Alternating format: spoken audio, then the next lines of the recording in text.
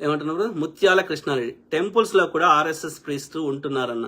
అదే బ్రదర్, మనం అందరం కొట్లాడాలి. రేవంత్ మనకి ఇప్పుడు తమిళనాడు ఎట్లా చేసిర్రు, బీసీ ఎస్సీ ఎస్టీలను యొక్క పూజారులను చేసిర్రు. నేనేమంటున్నా, ఏ ఇస్లాం మతాన్ని పాటించేవాడైనా ఇమాం అవుతున్నాడు. ఈవెన్ మసీదులో కూడా అందరు ప్రార్థనలు ఒకటే దగ్గర చేస్తున్నారు. ఏ క్రిస్టియన్ అయినా పాస్టర్ అవుతున్నాడు. ఏ హిందువు అయినా ఎందుకు పూజారి అవుతలేడు నాకు చెప్పండి. అంటే ఈ హిందువులు వేరు, ఆ పూజారులు అవుతున్న బ్రాహ్మణులు వేరు అనేది మనకు క్లియర్గా అర్థమవుతున్నది. అందుకే నేను ఏమంటున్నా, ఆ బ్రాహ్మణిజము, ఆ సనాతనము, ఆ యొక్క మనువాదము వేరు, ఆ ప్రీస్టులు వేరు. మిగతా బీసీ ఎస్సీ ఎస్టీలు శూద్రులు అయిన వాళ్ళ యొక్క వీళ్ళంతా వేరు.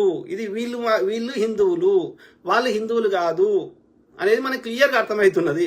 వాళ్ళ యొక్క చెత్తని, వాళ్ళ యొక్క వివక్షని పెంచి పోషించే చెత్తని మనకు అర్థం కాని భాషలో మన మీద రుద్దే ప్రయత్నం చేస్తున్నారు. అందుకే మనకు అర్థం కాని భాషలో వాడు చదువుతాడు, మన భాషలో చదవడు వాడు.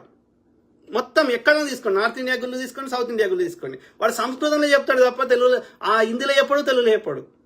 అవి చెప్పిండంటే ఎప్పుడు గుడిపోడు. అర్థమైందా? సో ఇది పరిస్థితి. కాబట్టి అది పోవాలంటే మనం చట్టాల కోసం కొట్లాడాలి. ఏది బీసీ ఎస్సీ ఎస్టీలను, శూద్రులని గుళ్ళ పూజారులను చేయాలి.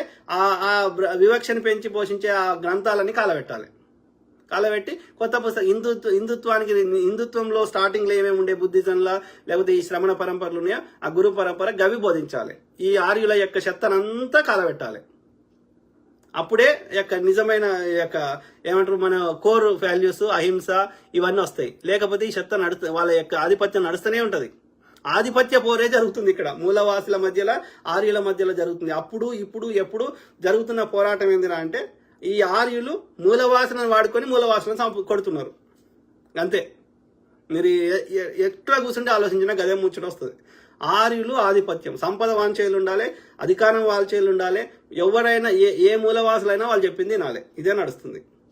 ఈ మూలవాసుల దగ్గర పైసలు ఉండొద్దు, తినడానికి ఏముండొద్దు. వాడు ఆ యొక్క 2 రొట్టెలో 5 కిలోల దొడ్డు బియ్యం ఇస్తే తిని బతకాలి. ఎందుకు బతకాలి వీడు అంటే, వానికి సేవ చేయడానికి బతకాలి. ఈ రోజులో కూడా అస్సాం ముఖ్యమంత్రి హేమంత్ బిశ్వ శర్మ అనే బ్రాహ్మణుడు చెప్తాడు, ఇప్పుడు నేను చెప్పిన ముచ్చట, మీరు అందరూ మాకు సేవ చేయడానికి పుట్టినరు, మా బ్రాహ్మ ముఖ్యులకి వెళ్ళని చెప్తున్నాడు. అర్థమైందా? ఎంత దౌర్భాగ్యం.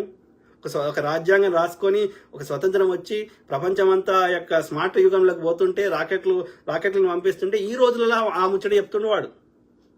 అంటే ఏ స్థాయికి వాళ్ళు మన మీద మన అజ్ఞానంతో ఆడుకుంటారు అనేది మనం గమనించాలి. ఓకే, అది మిత్రులారా, ఐ కీప్ టాకింగ్, మాట్లాడుతూనే ఉంటా. సర్వే జన సుఖినో భవంతు. God bless all, take care, have a great day, by by.